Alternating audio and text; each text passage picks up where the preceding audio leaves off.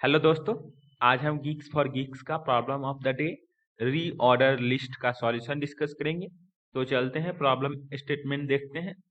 इस प्रॉब्लम के स्टेटमेंट को यदि आप समझना चाहते हैं तो इस प्रॉब्लम में हमें एक सिंगली लिंक्ड लिस्ट गिवन होगा और इसे हमें रीऑर्डर करना है कुछ इस फॉर्म में। जैसे सबसे पहले A0 आएगा, उसके बाद AN-1 आएगा, फिर A1 आएगा, फिर AN-2 आएगा और सिमिलरली ये आगे प्रोसीड कर जाएगा। जैसे इस बातों को एग्जांपल फर्स्ट से देखें तो यहाँ पर हमारे पास लिंक्ड लिस्ट कुछ इस तरीके से गिवन है। तो पहले हमारा 1 आएगा, उसके बाद 3 आना चाहिए और उसके बाद 2 आना चाहिए। तो ऐसा ही आउटपुट यहाँ पर भी किया गया है। सिमिलरली यहाँ पर एग्जांपल 2 को देखें तो यहाँ पर लिंक लिस्ट हमारा कुछ इस तरीके से गिवन है। तो इस केस में पहले 1 आएगा, फिर उसके बाद ये लास्ट वैल्यू 4 आएगा, उसके बाद 7 और उसके बाद 3। तो यहाँ पर आउटपुट भी देख सकते हैं सिमिलर इसी वेज में है। अब यदि इस प्रॉब्लम का कंस्ट्रेंट देखें तो यहाँ पर नंबर ऑफ नोड जो होंगे गिवन लिंक लिस्ट में वो मैक्सिमम 5 × 10⁵ हो सकता है और उसका वैल्यू 10⁵ हो सकता है मैक्सिमम। और इस प्रॉब्लम को हमें सॉल्व करना है big of n time complexity using constant extra space. तो हम सबसे पहले यहाँ पर इस problem big of n extra space में कैसे सॉल्व करेंगे वो देखेंगे और उसके बाद बिग ऑफ 1 स्पेस कम्प्लेक्सिटी में भी देखेंगे। तो चलते हैं, अब हम इस प्रॉब्लम के लिए लॉजिक डिस्कस करते हैं।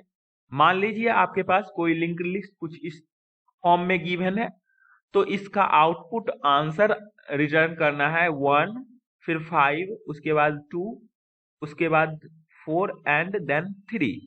अब यदि यहाँ पर आप एक चीज ऑब्जर्व करें तो ये लास्ट के दो जो नोड है 4 और 5, इसे ही हमें रिवर्स ऑर्डर में इस लेफ्ट वाले पार्ट में हर एक पोजीशन पर इंसर्ट कर देना है। सिमिलरली यदि यहाँ पर नंबर ऑफ नोड एक और ज्यादा होता, मतलब इवन नंबर ऑफ नोड होता, तो उस केस में आपको ये 3 डिफरेंट लास्ट से नोड को रिवर्स करके इस 3 नोड के मिड में पुट करना होता, एक यहाँ पर, एक यहाँ पर और एक यहाँ पर। उस केस में हमारा आउटपुट होता 1, उसके बाद 6, उसके बाद 2, उसके बाद 5, उसके बाद 3 और उसके बाद 4। और यदि हम यहाँ पर हर एक नोड को स्टोर कर ले एक वेक्टर में और उसके बाद हम इस पोजीशन से एक इंडेक्स रखें और एक इंडेक्स इस पोजीशन पर रखें और इस इंडेक्स वाले पोजीशन के नेक्स्ट में इस इंडेक्स वाले पोजीशन को ऐड कर दें। जैसे यहाँ पर सबसे पहले हमारा पॉइंटर इस पोजीशन पर होगा एक और एक इधर होगा। अब 1 के बाद हमें 6 आना चाहिए, इसीलिए हम यहाँ पर पॉइंटर रखेंगे और ये काम हम तब तक करेंगे जब तक ये दोनों पॉइंटर हमारा इक्वल नहीं हो जाता है। तो ऐसा ही लॉजिक हम अप्लाई करेंगे अपने कोड में। तो चलते हैं, अब हम कोड देखते हैं। यहाँ पर सबसे पहले हम C++ कोड डिस्कस करेंगे। यहाँ हमें एक स्ट्रक्ट नाम का नोड गिवन है, इसका फॉर्मेट आप देख ले। और उसके बाद हमें यहाँ पर रीऑर्डर लिस्ट नाम का फंक्शन गिवन है, इसे ही कंप्लीट करना है। इस फंक्शन में हम सबसे पहले एक वेक्टर लिस्ट नाम का नोड के एड्रेस टाइप का बनाया है जिसमें हर एक नोड को हम स्टोर करेंगे और उसके लिए हम इस हेड के ऊपर लूपिंग किए हैं। जब तक हमारा हेड नल नहीं हो जाता तब तक ये लूप रन करेगा और हेड को हम हेड डॉट नेक्स्ट मतलब हेड के अगले नोड के वैल्यू से रिप्लेस कर रहे हैं हेड को, और हेड पर जो नोड है उसको हम अपने लिस्ट में ऐड कर लेंगे। उसके बाद हम एक यहाँ पर फॉर लूप रन करेंगे। यहाँ पर फॉर लूप में हम 2 इंडेक्स रखेंगे, एक i0 से और j हमारा लिस्ट के साइज जितने होंगे उसमें -1 कर देंगे और ये लूप हमारा i लेस देन j तक रन करेगा और i में इंक्रीमेंट करेंगे बाय 1 और j में डिक्रीमेंट करेंगे बाय 1। जैसे यहाँ पर एग्जाम्पल 2 में देखें तो लिस्ट में हमारा नोड का वैल्यू कुछ इस तरीके से स्टोर होगा और आई हमारा इस पोजीशन पर यहाँ पॉइंट करेगा और जे हमारा सबसे स्टार्टिंग में इधर पॉइंट करेगा। और यहाँ पर 1 के बाद 4 को पॉइंट करवाना है हमें, मतलब लिस्ट ऑफ आई के नेक्स्ट में लिस्ट ऑफ जे को रखना होगा। वही हमने यहाँ पर रखा है, जिससे हमारा 1 के बाद 4 पॉइंट होने लगेगा और 4 के बाद हमें 7 को पॉइंट कराना है। मतलब 4 के बाद आई प्लस 1 के लिस्ट में जो नोड है उसको पॉइंट करवाना है। और ये काम करने से पहले हमें ये देखना होगा कि क्या हमारा लिस्ट का जो साइज है वो ऑड है या इवन है।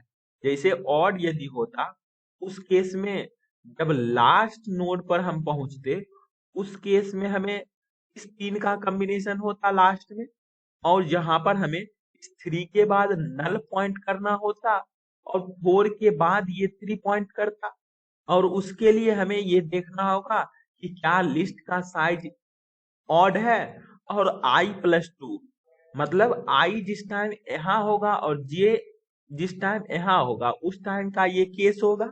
इसलिए हम आई प्लस 2 इक्वल टू जे जिस टाइम होगा उस टाइम हम सिंपली लिस्ट ऑफ जे, मतलब 4 के बाद इस 3 को पॉइंट करेंगे, क्योंकि लिस्ट ऑफ जे के नेक्स्ट में हम लिस्ट ऑफ आई प्लस 1 को रख दिया है और लिस्ट ऑफ आई प्लस 1 के नेक्स्ट में नल को रखा है। और यदि ये कंडीशन नहीं हुआ, मतलब इवन का केस होगा या फिर ऑड का केस हो, लेकिन यदि उसमें आई प्लस 1 नॉट इक्वल टू जे है, मतलब आई प्लस 1 नॉट इक्वल टू जे जिस टाइम होगा उस टाइम हम सिंपली इस लिस्ट ऑफ जे एथ पोजीशन पर जो नोड है उसको हमें पॉइंट करना है 4 के बाद 7 जैसे इस केस में है।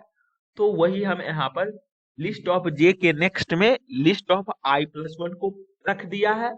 और यदि ये केस भी नहीं होता है, जैसे हमारा इवन का केस होगा, उस टाइम हमें 7 और 3 के पोजीशन पर जब पहुंच जाएंगे तो उस टाइम हम 3 के जस्ट बाद नल रखना होगा। इसीलिए हम यहाँ पर लिस्ट ऑफ जे के जस्ट बाद नल रख दिए हैं। तो इस कोड को सबमिट करके देखते हैं और देखते हैं कि क्या ये रन होता है।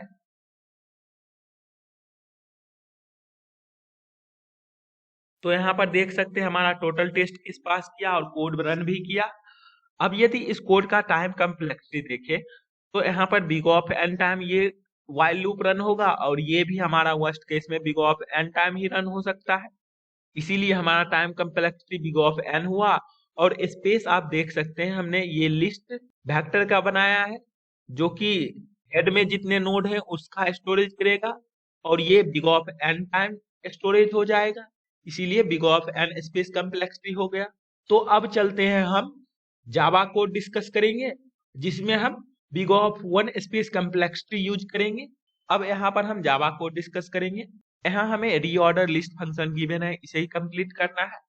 अब यदि इस प्रॉब्लम में एक ऑब्जर्वेशन आप किए होंगे तो देखे होंगे कि यदि नंबर ऑफ नोड इवन होता है जिस केस में, उस केस में दो इक्वल पार्ट में यदि उस गिवन नोड को डिवाइड कर दे, जैसे यहाँ पर इस एग्जांपल में 1 7 एक पार्ट होगा और एक 3 4 पार्ट होगा, और इस लास्ट वाले पार्ट जो राइट में आएंगे उसको फिर रिवर्स कर दे, और रिवर्स करने के बाद हम इस रिवर्स पार्ट और जो लेफ्ट वाले पार्ट है उनको इटरेट करें, और पहले लेफ्ट वाले पार्ट के नोड को रखें और फिर एक एक नोड राइट वाले पार्ट को रखें जो रिवर्स में आया है। जैसे 1 के बाद 4 रखेंगे और 4 के जस्ट बाद 7 रख देंगे, फिर 7 के जस्ट बाद इस 3 को रख देंगे। और ये काम हम तब तक करेंगे जब तक इस रिवर्स्ड वाले पार्ट में हमारे पास नोड एग्जिस्ट करता है। और इससे आप देख सकते हैं हमारा आंसर जो रिक्वायर्ड है वो आउटपुट आ जाता है। अब यदि यहाँ पर ऑड नंबर ऑफ नोड का केस होता, उस केस में हम ये जो डिवीजन कर रहे हैं इक्वल पार्ट में, वो इक्वलिटी में नहीं। जैसे 1 7 3 4 5 होता, उस टाइम हम इस पोजीशन से ब्रेक करते। जैसे वहां पर लेफ्ट पार्ट का जो लिंक लिस्ट आता वो कुछ इस तरीके से आता, और राइट पार्ट का पहले 4 5 आता और उसके बाद रिवर्स करते, तो हमारा 5 4 हो जाता। और उसके बाद हम इस लेफ्ट वाले पार्ट में इस रिवर्स्ड वाले पार्ट को पुट करते जाते एक एक करके उसके मिड में। अब यहाँ पर सबसे पहले हमें काउंट करना होगा कि हेड में कितने नंबर ऑफ नोड एग्जिस्ट करते हैं। उसके लिए हम एक टेम्प नाम का नोड हेड से इनिशियलाइज किए हैं और टेम्प को टेम्प डॉट नेक्स्ट से अपडेट करते जाएंगे। और जब तक टेम्प हमारा नल नहीं होता तब तक ये लूप रन करेगा और यहाँ पर हम ये काउंट को इंक्रीमेंट करते जाएंगे। और यदि हमारे पास काउंट का वैल्यू 1 होता है या फिर 2 आता है तो सिंपली हम हेड को रिटर्न कर देंगे। और उसके बाद हम ये काउंट करेंगे कि लेफ्ट में कितने नंबर ऑफ नोड हमें रखने हैं और उसके लिए हम सिंपली काउंट को डिवाइड कर देंगे बाय 2 से। और यदि काउंट का वैल्यू ऑड है तो हमें सिंपली लेफ्ट के काउंट में +1 करना होगा, क्योंकि जैसे यदि इस एग्जाम्पल 2 में यहाँ पर 5 ऐड करके तो हमें ब्रेक इस पोजीशन से करना होगा।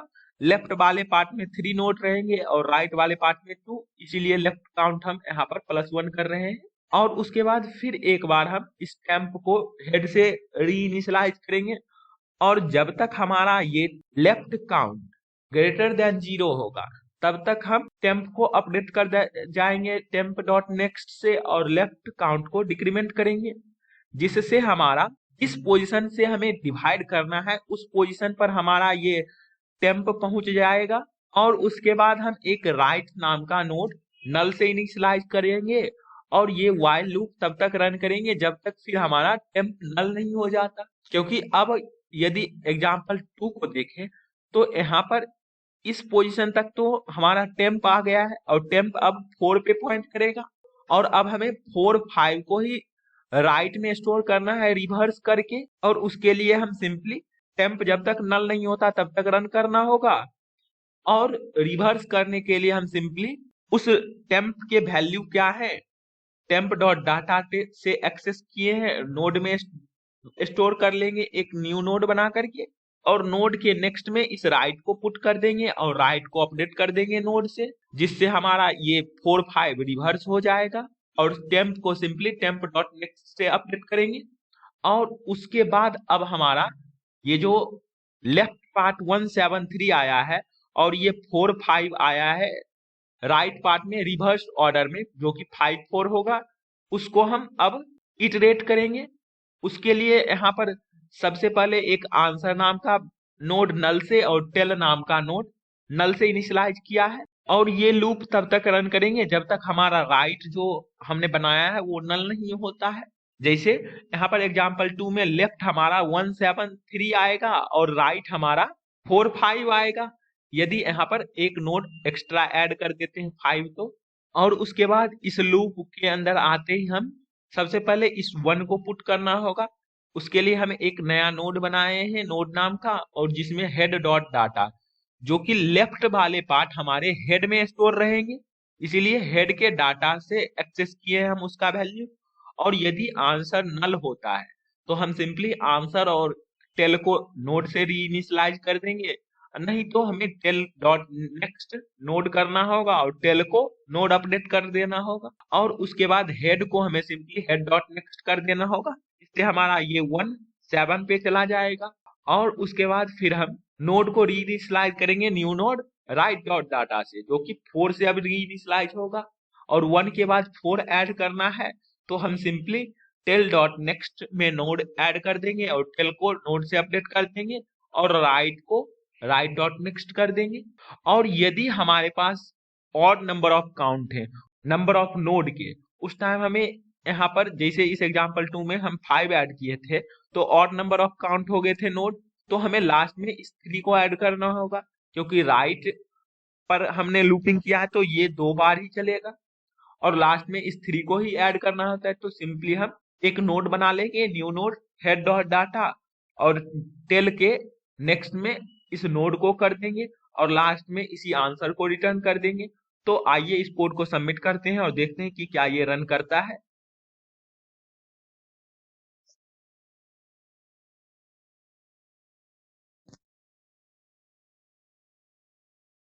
तो यहाँ पर देख सकते हैं हमारा कोड रन किया और टोटल टेस्ट केस पास किया। अब यदि इस कोड का टाइम कम्प्लेक्सिटी देखें तो हर एक टाइम जो while लूप रन कर रहे हैं वो वर्स्ट केस में big of n time run करेगा, इसीलिए वर्स्ट केस में हमारा time complexity big of n होगा। और स्पेस कम्प्लेक्सिटी आप देख सकते हैं, हम सिर्फ काउंट और टेम्प स्टोरेज किया है, और बीच बीच में हम हर एक while लूप के अंदर न्यू नोड हमने कंस्ट्रक्ट किया है। और जावा में यदि ये नोड का यूज नहीं होता है इन फ्यूचर, तो ये नोड ऑटोमेटिकली उस एड्रेस से रिमूव हो जाएगा, जो कि C++ में गार्बेज कलेक्शन कहलाता है। इसीलिए हमारा overall space complexity big of n हुआ। तो आई होप आपको ये दोनों डिफरेंट लैंग्वेज के कोड दो डिफरेंट वेज में लॉजिक समझ आए होंगे। तो फिर मिलते हैं किसी अगले वीडियो के साथ, तब तक के लिए कोडिंग करते रहिए, बेस्ट ऑफ लक। और हम इस दोनों डिफरेंट लैंग्वेज के कोड का लिंक डिस्क्रिप्शन बॉक्स में प्रोवाइड कर देंगे, तो आप वहां से चेक कर सकते हैं। और आप अपना कमेंट सेक्शन में फीडबैक जरूर दें कि इस वीडियो में क्या लैक है, तो हम उसी अकॉर्डिंग अपने वीडियो को इम्प्रूव करेंगे आपके लिए। Thank you for watching this video.